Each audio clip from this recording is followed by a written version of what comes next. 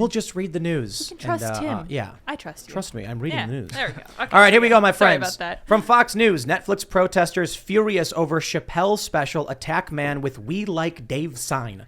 No. They didn't attack a man with a sign that said "We Like Dave." They attacked a man holding a sign that said "We Like Dave." I think the title's kind of funny. Some activists have called for Netflix to remove the controversial Dave Chappelle special. Everyone spells Dave Chappelle wrong, by the way. That's always look at this. Yeah, I was just wondering that actually. 'Cause it's two P's, right? Yeah. How dare they? So this video is just absolutely hilarious, by the way, and I guess we're not getting any sound either. Sorry.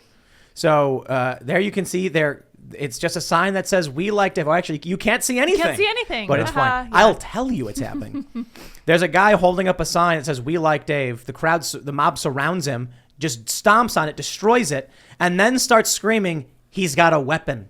What? This is amazing. There's a tweet from the Daily Wire if someone wants to go check it out. Yeah. So I think Netflix loves this. You think so? I think they love. I think that's why the vice president came out and talked about taking. Oh, I'm so sorry. I apologize. We never should have done this. But you notice he didn't take it down, right? Because this thing is doing gangbusters in terms of views, and more controversy means more people are going to view it. So at the end of the day, I think Netflix is secretly very happy all this is going on. They might be organizing the protests. It wouldn't surprise me at all. No.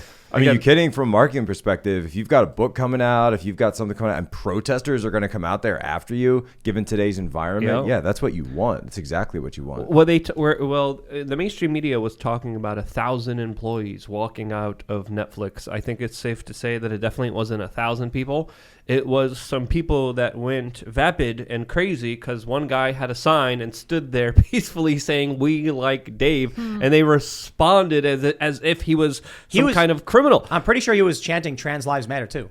I don't know. He wasn't opposed to them. He was just like, "I like Dave. He's a funny guy," and they were screaming at him. Well, a couple guys jumped on him, took his sign down, ripped it away, tore it apart, and then made sure he couldn't have it. He had a stick. They said the stick was a weapon. They pushed him, and they came up and they said "free speech, MFer," and they got really close. No, a lady was like shaking things at him, and she was like, "Evil be gone!" So I saw Dave Chappelle in Nevada a couple of weeks before this thing dropped. It was right before the McGregor fight because we were out for that, and it was Will Chamberlain's bachelor party, and we were with Tom Sauer and a bunch of people, and so that was one of those sort of like no cell phone shows. But I think that a lot of the similar kind of bits and stories that he was telling at that show, and Rogan came and did like the opening act, and Todd Segura was there as well. And I remember one of the big things that Chappelle was talking about that night, and I've heard that he repeats the story again on the special, is that he had a very close friend who was a fan. She was trans and then was bullied for being friends with Dave Chappelle and then ends up killing herself. And he was sort of just telling her story and saying how he's like, you can be friends with someone who's trans, you can treat them respectfully, but this movement, right, the politicization of it has gotten out of hand. And oh, by the way, my friend died as a result of this. Dave's losing this. Think he's losing? Absolutely losing. His Sticks and Stones was hilarious. It was amazing. It was offensive. He did a. That's the last special. Not this one is the closer. The latest one he did is the closer. Right. You're saying that's the special before. Sticks and Stones. Okay. The one before was amazing. What happened? He got attacked. But we all joked saying they can't get Dave Chappelle. He's too famous. He's too big. Everybody likes the guy. Right. But they did put a crack in the hull. And if you watch the closer, man, half of the bit is basically him complaining about getting attacked for it. No, that was the whole show when I saw him too. It was I was a little bit jet lagged. They got to his head. I fell asleep. During the show. I was they got to his head. Where's the comedy? Where's the And then jokes? He said, I'm not going to do these jokes anymore because I don't think they get it. And it's like he's caving in. Wow. Now the Netflix CEO is like, oh, I should have did it better because our employees are hurting. And then you get all of these this cult, and it's a cult, man. When they start screaming "Evil be gone," and they're acting as if they're in some kind of like hollow, fundamental simulacrum of a religion or something, they have lost their damn minds. They're screaming "Burn the witch." Is that what they're screaming? No, I'm saying, right, but I'm paraphrasing, right? That I'm drawing a parallel between that they've declared that Dave Chappelle is a witch. And that anybody who supports him, well, then you're also going along with the witch. Let's take a look at like Amy Schumer's Netflix special. Everybody hated it. It was just awful. Well, just think of all those clips that went viral of the great jokes from Amy Schumer that we've all, exactly. And the controversy. Well, there was some clips because she was saying just really disgusting things. and people thought she was trying to go for like shock content. Oh as yeah, I opposed to remember what you're humor. talking about. Yeah, she was talking about, she talks a lot about disgusting bodily functions. Right. And people were just like, I don't understand how I relate to this. And so that's when Netflix got rid of the star system and said, we're going to do a thumbs up, thumbs down, I guess. Is that what they do? Thumbs up, thumbs down now or something? So It's something like that, but it's so annoying to me because I liked the SAR system when they had that, right? Yeah. You know, you should be able to see, okay, do people like this thing? How Is much? it any good? Yeah. How much? Which Amazon has. On Prime, you can actually see that. And there's other services out there, other streaming services will at least give like the IMDb score. So you have some kind of an idea, but Netflix, it's gone. now we have Dave Chappelle, who is wildly popular. Audience loved the show, even though this one was very much him like eulogizing, his career. Like, Yeah. I can't do this anymore. I'm not going to be doing a special. He talked so much about how they went after him and how his friend died over it. And he's like basically saying like, I can't do this. So now they're protesting outside of Netflix. They're getting what they want. The CEO is starting to back down. He's like, I should have thought about this. And the cracks are forming. Dave Chappelle was a much harder target to get taken down, but they're succeeding. Yeah, and the more you allow this to continue, the more you say, well, I'm going to go along with it, even though you know it's ridiculous and you know he's clearly wasn't saying anything that was negative. Any of the stuff they Doesn't accuse even him matter. of. Not any of the stuff they accuse him of. You are giving them a win. You're giving them a win because you're letting them set the frame of the debate. You're letting them set the narrative, and you're bending the knee. At the end of the day, you're bending the knee. This reminds me of South Park, when the hippies are coming to South Park and Yeah, they want yeah. to do the music festival. Right. They arrest Cartman, and then they're like, this festival is going to be great for us, Eric. Why would you try and stop it? We're going to make tons of money. And they're like, hippies don't have money. And then that ends up happening. Wait is- till the corporations hear the sick groove. Yeah, exactly. It's like, And then he plays Slayer and gets blood rained by Slayer and gets everyone to go away. Isn't that the one where they have the like the van that they drive through the crowds? Yeah, and yeah, they're yeah. like, don't It's go like The out there. Core. Yeah. It's like the movie The Core. But I bring that up because Dave Chappelle, popular, funny, and Netflix is slowly being weakened by a horde of deranged people screaming psychotic things. Why is anyone listening to these people? Meanwhile, It's good for the establishment, I guess, to control culture. I haven't seen clips of any of that of Dave Chappelle going viral, but I'll tell you what clips are going viral. It's Norm Macdonald. Yeah. Right? The Norm Macdonald clips, the stuff that people are digging up from throughout his career. And the reason he was popular was because he was politically incorrect. And he would say things that if there was a sacred cow, he would step on it and mock it and make fun of it and criticize it in a way that, whether it was Hillary Clinton or O.J. Simpson or whatever, literally whatever it was. He was even making fun of the way Democrats were spinning January 6th. If you go to his Twitter feed, there's a few tweets of him, I think from that very day. And, that was his entire career because he was just being real. I think that's what people want. You see they're going after Jon Stewart now? Good. He deserves it. He deserves every bit of it. Jon Stewart, but why? Why does Jon Stewart deserve it? Because he's a horrible person. You think so? He's a disgusting person. Really? He is responsible for the gamification of politics. But He's not one of the him people, personally. along with very much him. Really? Very much him. Yes. If you look at what he did with the Daily Show, he decided that, and he went on, and then he goes on to Crossfire, right? And it was Tucker. Right. And that was the show where they had one. It started with Buckley, and they would always have sort of one conservative, one liberal, and they would sit down and they would debate, but they would at least have a conversation. Right. Jon Stewart goes on a Crossfire, blows it up, and says you shouldn't be talking to each other. We shouldn't have conversations with each other. Instead, he goes over to the Daily Show, and what does he do? He's not really a political guy. He didn't come to media with any kind of political background, but what did he know? He knew talk radio and specifically sports radio. And so he turned the Daily Show, Which was a pop culture show. Right, a pop culture show originally under Craig Kilborn, which was fantastic. Yeah.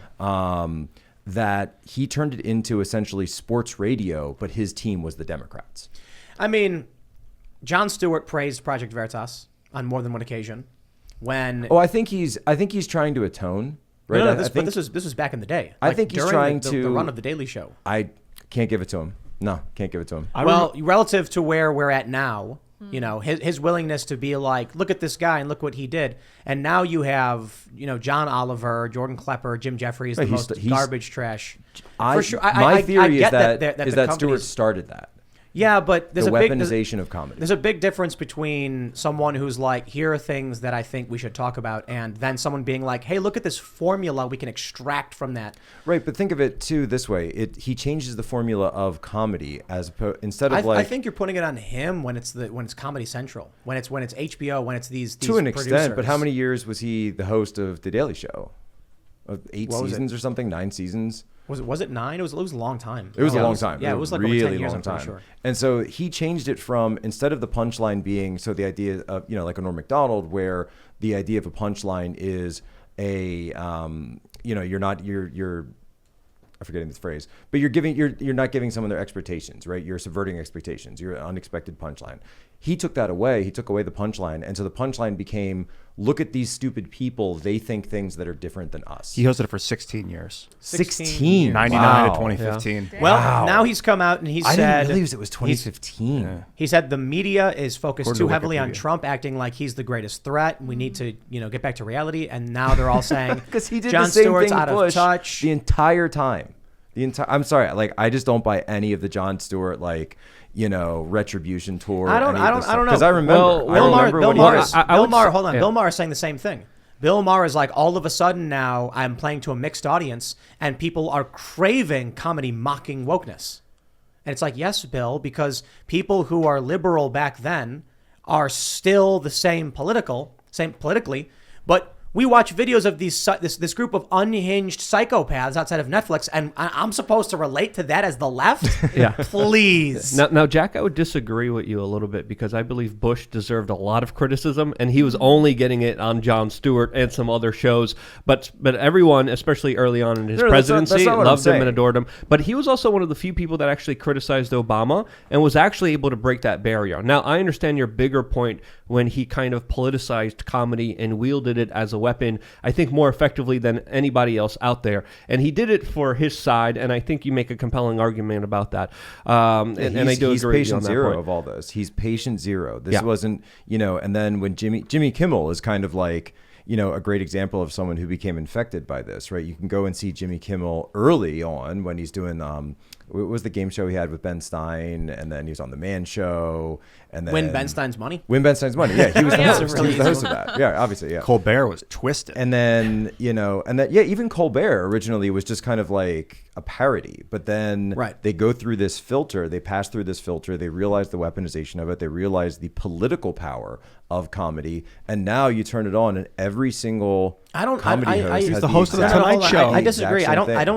don't think It starts with Stewart. I don't think it was starts with political. Stewart. That's pretty I don't think a observant, bunch actually. of Democrats were like, wow, look how powerful this is. I think certainly there were some.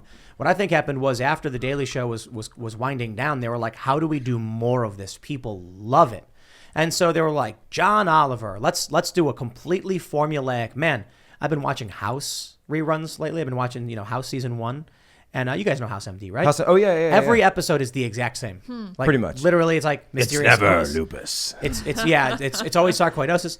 And then, it is always sarcoidosis. Yeah. So, but thinking about how formulaic that is, watch John Oliver's show, and it is a beat for beat identical every single episode. Truth be damned. There was a 4chan thread about John Oliver that was went viral on Twitter and other places where they were talking about how John Oliver and their use of canned laughter and canned applause and their pause lines and the fact that they won't give you a beat to think, right? Yeah. It's programmatic. It's completely predictive programming. And then when COVID hit, they had no audience and their shows were tanking because they had to use laugh tracks. And it wasn't the same thing as a studio audience being told to applaud. Because every studio audience that goes there, they're told, hey guys, you got to give this a lot of energy. You got to clap. You got to go crazy. Did you see the Trevor Noah during the pandemic? Yeah. I loved it. Have you ever seen You like strip Big Bang away- Theory without the laugh track? No. Oh my They gosh. take an episode of Big Bang Theory and they remove all the laugh track, and then you realize there's not a single joke in the entire show. It'll be like Sheldon will come in and he'll go, what are you doing? Making popcorn? Ah, Yes, I'm making popcorn. cringe. Yeah, Big Bang Theory sucks. So That's it. Big But Bang Theory makes fun that's what of- John of Oliver is intelligence. too. Yeah. Oh yeah. Take away Oh, the yeah. laughing, and he's like, little Timothy over here. These, And that's it. And I understand the He meta, loves my name, by the way. meta Yeah. implications of this comment, but John Oliver and Trevor Noah, any of these guys couldn't hang with even like a basic YouTuber. Like none of them could walk through that door and be able to hang on the show. Well, no everything's way. everything's Not even a scripted, everything's carefully curated, and it's kind of sad what happened to comedy because just a few years ago we had And Richard, Jon Stewart was funny. Like I'll give him that. He has a ton of talent. I just don't respect it all the way but he used it. but still, you compare today's comedians to Bill Hicks, Richard Pryor, George Carlin, Eddie Murphy. Oh, yeah. Those people leaned into controversy and used it as a way to make fun of orthodoxies, to question the narratives, and to bring attention to themselves and to their art. Now, and I think some people are criticizing Tim's point here about Dave kind of bowing down, but I wish kind of Dave would have kind of embraced it more. He made it very serious, and I wish he did it because he genuinely wanted to do it. But I wish he would have ended by just slam dunking as much as he could and just going over the top and just bringing it to a point where, again, laughter was the focus and not seriousness. Because when he does walk away from it and says, "I'm done, guys," and he kind of nods his head and he's unhappy, he does kind of open up this window that allows this larger protest to come in to fill that vacuum that he sucked out of that room, that he sucked out of that stadium with that seriousness. So, when it came to like and that's Richard what it was Pryor, like when I saw Dave Chappelle, that's exactly what the feeling was like. And he was still working on that gig. He ends with his friend killing herself, and that's like the end of the show. Yeah, and that's and you leave and you're like, what was that? Well, that You goes know? into the whole kind of negative energetic circle, but we have to ask ourselves, what would George Carlin do? What would Richard Pryor do in these situations? And they would double down, triple down, and make fun of this entire situation because there's a lot of comedy here. That video of the guy saying, "We like Dave," getting harassed. I mean, there's so much room to work with, and we're living in a situation where we can't even laugh at these things or we're going to be threatened to be censored or canceled. No, I don't want to live like that. I want to live with people standing up and fighting for one of the most important rights there is, and that's the right to have satire. So that's my point of view. And I always said it's going to be a dark day when the censors, the YouTubes figure out how to go after satire. And I think they're encroaching on Dave, and it's not going to end with Dave. But Dave, again, I like that special, but I wish there was more. I wish there was more of a ending on "I'm still gonna laugh at you guys." Cowards and cultists took over our major institutions, our media, and big tech. I remember Twitter, free speech wing of the free speech party. Wow.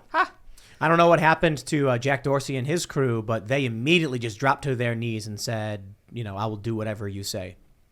And now you end up with Netflix. I think they were Same always thing. cowards if you look at Hollywood, but now it's just transparent with the internet. The The industry was so disgusting for so long. Still is. I definitely think Jack Dorsey is a coward. I definitely think that. Because, talking to him privately when I did back in, several years ago now, he was talking about the need for people to, have their social media be immutable and you can't take people down and things like that. He was talking about how we need a path to redemption. Just banning someone permanently for these infractions is not, is not just, and he does nothing. Yeah, it was Literally kind does of nothing. amazing when you'd hear him say that stuff. And I remember listening to your I wouldn't call it a throwdown, but discussion, right? And it almost sounds like Jack Dorsey, the person, does still kind of have that feeling, right? But he's a coward, so he doesn't do anything. He doesn't do anything about it. And you hear, "Oh yeah, path to redemption, that sounds good," or like a rehabilitation program, or any of these various things, and yet none of them ever come to fruition. And you just kind of get the sense that this guy is not the one who's actually in control of his